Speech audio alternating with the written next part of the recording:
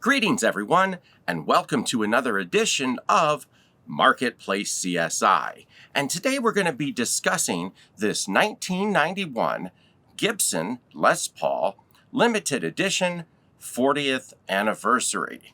So in 1991, Gibson made this guitar to honor the fact that the Les Paul was 40 years old, and they made a big deal out of it, and they made 300 of these guitars, and now I have one, and I'm going to explain to you a little bit my Marketplace experience.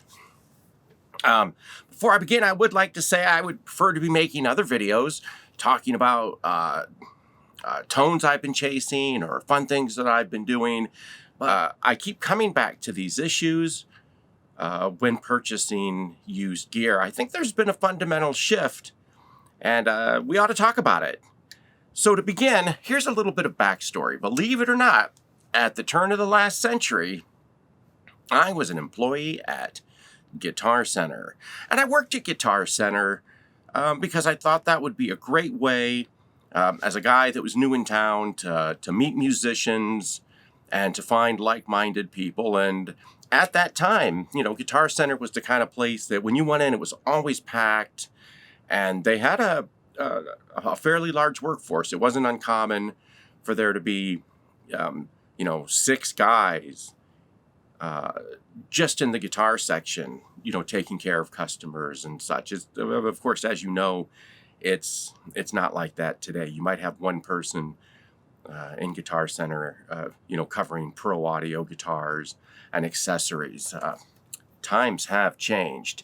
When I worked at Guitar Center, we sold used gear just like they do today. If you came into our store and you wanted to sell a piece of equipment, well, we'd be glad to buy it off you. But the first thing we were going to do is test every single aspect of it to make sure that it worked. If you brought in a keyboard that had 400 buttons on it, rest assured, we were going to push all 400 buttons to make sure they worked. After all, and at that time, we had to warehouse that stuff. And I don't remember if we warehoused it for 45 or 90 days, but because we bought used things from the public, we almost had to run it as if we were a pawn shop. So we would buy your used gear, then we had to warehouse it, and then after a certain length of time, we could put it out on the floor. And because of that, management wanted to make sure that whatever it is they were purchasing was, complete and in working order, again, to justify the fact that we were going to have to warehouse this for a while. Now, fast forward today, none of that seems to be true. Case in point, a few months ago, I had to go to Guitar Center with a buddy of mine that was selling a Gibson SG, a Marshall head, and a Marshall cabinet. He needed to raise money really fast, and the things that he had, I would have bought them, but I already have those things, and he decided he was going to go to Guitar Center and sell it.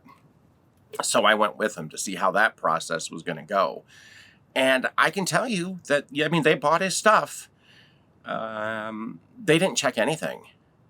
They didn't plug anything in. They didn't flip any switches. They didn't see if the guitar played. For all Guitar Center knew, we could have stuffed the cabinet full of old newspapers. They never checked to see if there were speakers in there. We could have stuffed that cabinet with old newspapers.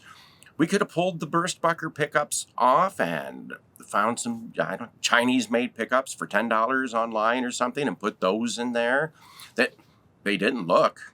They had no idea what was under the pickup covers. They didn't check to see if the amp had all of its vacuum tubes in there.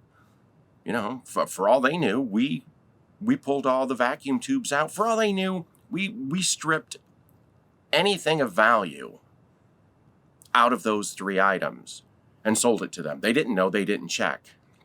So, and come to think of it, I believe that is a trend, given that I've bought used things from Guitar Center.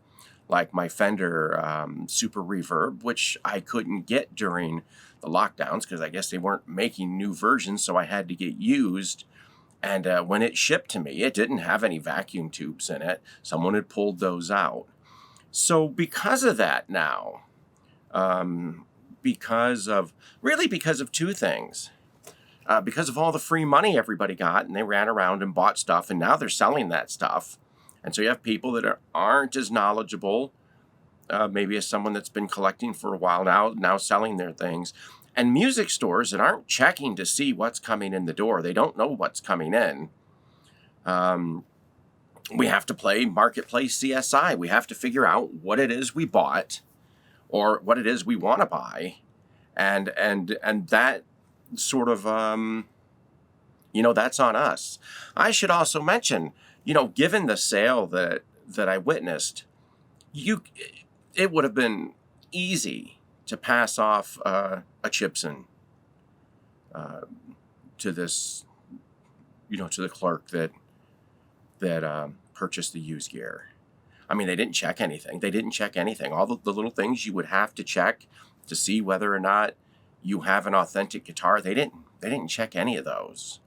So without having checked it, I mean, how do they know? They just wait for the next person to come in that buys it and says, hey, wait a minute. And I don't know if that's, I imagine it would have to be policy with Guitar Center. It must just be cheaper for Guitar Center and these other music stores to just buy whatever comes in, knowing that a certain percentage is just going to be bogus. It just must be cheaper, otherwise they wouldn't do it. And as Guitar Center always tells me, if I have to order something from a store far away that's used, hey, don't worry, you've got X number of days to return it. So, now the fact-finding part of that's on the customer now. That's not on the clerks. When you buy something used there, it could be it may not, a cat may jump out of that bag when you open it. You may have a cat in the bag, and it's going to jump out when you get home and realize, wait a minute, these aren't pickups. Somebody put a can of tuna in there. Yeah, you just don't know. So on with this particular guitar. So I'm at a music store. It isn't Guitar Center, but I'm not going to say which music store it is. And I happen to notice that this guitar is up on the wall, and it's a beautiful looking guitar. I pick it up. It plays really well. Kind of interested in it, quite frankly. So I ask a clerk. I say, "Hey, what can you tell me about this guitar?" And the clerk told me, "We just got the guitar in. A guy was in here selling it. He's in a nasty divorce, and needs the money." What is this? What's happening? What Robert is trying to say is that we are getting a divorce. Don't do this. No. I gotta say, I could have called this one. Now, that's not really what I wanted to know. I that this is the product of a nasty divorce. What I want to know is, what year is this? What are the specs? Do you know if anything's been swapped out? Stuff like that. Any little tidbits would be fun. Oh, by the way, famous guy X played one of these on your favorite album. Oh, he did? Well, then now I have to have it. But I didn't get any of that. What I got was a story about some poor guy in his divorce. All right. So I take out my phone. I do a Google image search, and what pops up is, the information. Oh, this is a 40th anniversary Les Paul. And I can see a couple places where a few of these are for sale, and they're for sale for an incredibly higher percentage than what the people in front of me were asking. More than double. I saw that people were selling these online for more than double what was being asked of me there. So, and that made me suspicious, because is it half price because the people don't know what they have? Or is it half price because maybe they do know what they have? You don't know. And I noticed that pot there rattled a little bit. And I said, hey, this thing has a rattly pot.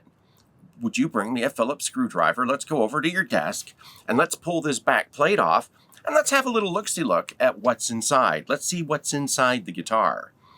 And we do that, and I look inside, and it looks like an absolute catastrophe in there. I see solder blobs on the pots where there's nothing attached. I mean, I can't see the people at Gibson that they just love solder so much that they just put it everywhere. The soldering work is messy. It's messy. The caps don't look correct. And so I point that out. Hey, I said, these pots can't be original. It looks like it's been soldered on more than one time. And then the person had to agree. Well, yeah, those pots don't look original. And then I noticed that the pickups didn't have a braided shield on it. I mean, I'm not an expert on Gibson guitars, but typically something with P90s would have a braided shield on it. As a matter of fact, personally, and those are all Gibsons behind me, I haven't personally seen a Gibson guitar that didn't have a braided shield on the pickup. I mean, that's how the braided shield gets soldered to the pots and all I mean, that's how those things are wired together. So then I said, these pickups can't be original. It doesn't have a braided shield. And then I said, I'm not paying what you're asking for a guitar that doesn't have its original pickups and doesn't have its pots. And then I used a word I had heard. I said, that makes it player's grade. Now, I'm not 100% sure if that's true. I know I've looked up the different grades of guitar between mint and excellent plus and good and then at the very bottom is, player's grade. Player's grade means whatever's, that's the guitar you take out and bang on. But I do know that one of the things that makes a guitar player's grade is if it doesn't have all its original bits. And I said, it doesn't have all its original bits. The clerk went into his back room. I could see him looking on a computer, looking at Gibson pickups, and then came out and had to agree, yeah, Gibson pickups have shielded braids. That one doesn't. And then we got down to the make me an offer part. And I offered them significantly less than what they were asking for, the divorce guitar. And so I walked out. I stole this guitar. I mean, I really did. I just waltzed out the door with this for an unbelievable price. And then when I got home, I spent 2 days investigating. It took 2 days to figure out what this guitar is, because when you purchase a guitar where they only made 300, they only made 300 of these back in 1991. They made 300. Don't know how many still survive. So, and it was made at a time where, there really isn't an internet. People weren't running around, oh, look what I got today, and here's a fancy pants review, and here you go. There's not much of that. Not a lot of information online. So as I began digging in, the first thing I did was use a date code lookup to look at these pots. And sure enough, these pots are from January of 1991. They're the right value, and they are the right pot that should be in this. I've yet to see an actual image of what the inside of a cavity of this looks like online. There just aren't any. But the date code on the pots is correct. The value on the caps, that's correct. I mean, they are ceramic. I mean, they're not orange drop or anything like that. But the value on the caps is correct. The wiring threw me a little bit because I figured that a 50s heritage type guitar would have the 50s style wiring for the tone pot, but it doesn't. It has the modern tone wiring. So a little bit of an odd duck there. Next up, these pickups aren't P90s. They are P100s. And doing a little bit of research on those, I saw that there were indeed two kinds. There's a P100, and P100s, by the way, are stacked humbuckers that are wired, I believe, stacked humbuckers wired in series. So they're supposed to be kind of like noiseless P90s, I guess. But it's nice to have something kind of new in the arsenal. So I noticed that that there was a P100 that had a clear bobbin. These have clear bobbins that doesn't have a braided shielding, and that Gibson used for about 5 or 6 years. So sure enough, these pickups, to the best of my knowledge, are original. The pots are original. One of the other things that got me as well was that the bridge, and this is an ABR1 bridge, said made in Germany on it. And then I thought, well, aha, I got them there. That part's not original. But nope, Schaller was making these for Gibson around that time. So I ended up, I kind of feel guilty a little bit, but not really. I ended up with, to the best of my knowledge, an all-original 1991 Gibson Les Paul 40th edition, or 40th anniversary limited edition guitar. But because the store hadn't done its due diligence, when I pointed out things like, these pots don't look right, or these pickups don't look right, or the way the tone pots are wired, that's not authentic, they didn't have an answer for me. They didn't have an answer because they hadn't done their due diligence. Since there's not a lot of information online about these guitars, I might as well talk about a few things. This particular guitar has a 60s style neck, which you wouldn't think it would have, given that it's supposed to represent a 1951, 52 type guitar, but it has a thinner neck. It has the ABR1 bridge. It has P100s, a set of P100s. This one measured 6.5. This one measured 9.5. And I did look that up. That's the values that they should be. Pretty interesting sound. I will say this, the strap lock buttons on this are probably the tiniest I've ever seen. No wonder all of these guitars end up with broken headstocks. I don't see how this would ever hold a strap, quite frankly. You just put that on and the guitar would just fly off. You know what? I hadn't even bothered to look at what just says Gibson Deluxe on the tuner. So I view guitars really as just pickup platforms. If I'm hunting for a new guitar, the reality is I'm really hunting for new pickups. So for giggles, I'm just going to plug this into my Laney over there. No pedals or anything. I'm just going to plug it straight in, and I'll just strum a couple of chords, and I'll go through all of my Gibsons, and just to give you an idea of what the P100 sounds like in comparison to a P90 or the 490s or the Burstbucker Pro. And we can listen to that just sort of to float our way out of the video.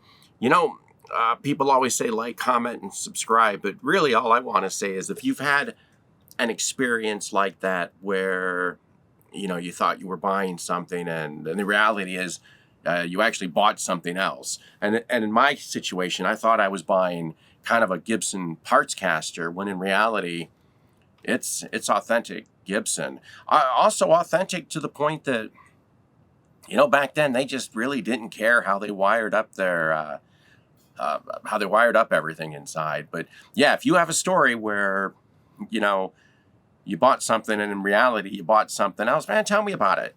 I'd like to hear it. And apart from that, I'm going to plug in and strum a couple chords, and you can kind of hear what these sound like.